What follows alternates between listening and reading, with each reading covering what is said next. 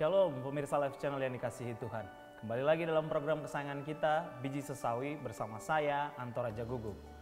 Saudara, hari ini firman Tuhan mau mengingatkan kita untuk kita bisa memperhatikan jalan kita. Di Amsal 14 ayat 15 dikatakan demikian, orang yang tak berpengalaman percaya kepada setiap perkataan, tetapi orang bijak memperhatikan langkahnya. Saudara, biasanya lawan sesuatu itu adalah sesuatu yang ekstrim daripada lawannya. Misalnya lawan dari gelap, selalulah terang. Lawan dari maju, selalulah mundur. Lawan dari depan, selalulah belakang. Dan lawan dari atas, selalulah bawah. Kemudian lawan tinggi, selalulah rendah. Dan lain sebagainya, saudara. Tetapi, tahukah saudara bahwa ada sesuatu yang lawannya tidak perlu ekstrim dalam keadaan yang ideal, saudara. Cukup sedikit saja berbeda, maka langsung menjadi lawannya. Saudara tahu apa itu? Yaitu jalan yang lurus. Jalan yang lurus lawannya jalan yang miring. Tidak perlu jalan yang sebaliknya, saudara. Jalan yang miring itu menjadi lawan daripada jalan yang lurus. Tidak perlu banyak-banyak miringnya. 1 derajat saja pun itu sudah menjadi lawan daripada jalan yang lurus. Maka sebenarnya bila kita terus berjalan di penyimpangan yang 1 derajat itu, saudara, maka kita akan menjauh dari jalan yang lurus itu yang sebenarnya. Begitu juga dengan kehidupan kekristenan. Nggak perlu ekstrim sehingga kita nggak lagi diperhitungkan sebagai ahli warisnya Tuhan, sebagai anak-anaknya Tuhan. Cukup perbedaan sedikit saja di mata Tuhan, maka kita bukan lagi menjadi anaknya Tuhan. Terang memang lawannya gelap, tetapi bagi Allah bukanlah harus sangat gelap baru merupakan bukan anaknya Tuhan. Tapi cukup terang yang redup, terang yang tidak seharusnya. Contohnya bagaimana? Contohnya di gereja.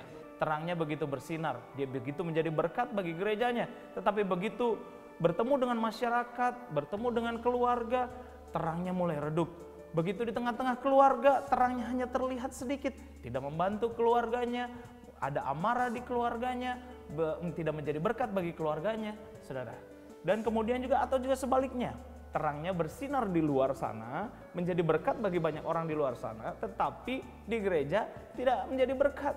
Antipati terhadap gereja, antipati terhadap kekristenan.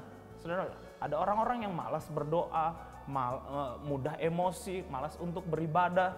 Saudara, coba perhatikan Yesus. Begitu banyak yang dia buat di masyarakat. Dia mengajar, dia menyembuhkan, dia membangkitkan, dia membangun hubungan.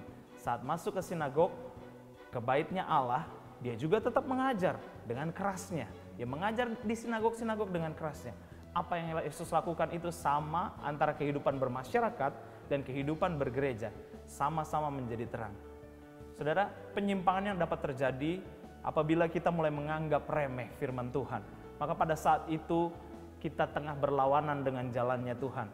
Karena pada saat kita menganggap remeh jalannya Tuhan, firman Tuhan, maka pada saat itu kita tengah memberi kesempatan kepada iblis. Firman Tuhan berkata bahwa iblis itu seperti singa yang mengaum-ngaum mencari orang yang dapat ditelannya. Saat kita membuka celah hanya 1 derajat saja dari penyimpangan, maka iblis akan dengan segera mendukung dan membuat seolah-olah segalanya lebih baik, padahal kita tengah menuju kepada maut. Itulah sebabnya kita harus memperhatikan jalan kita, perhatikan apa yang kita lakukan sesuai dengan firman Tuhan atau tidak. Kalau tidak, buru-buru kembali kepada Tuhan supaya tidak terlanjur jauh dari Tuhan. Perhatikanlah jalanmu supaya engkau menjadi orang-orang yang bijak dan berkenan di hadapan Tuhan. Demikian yang bisa saya bagikan. Tuhan Yesus memberkati kita semua. Haleluya.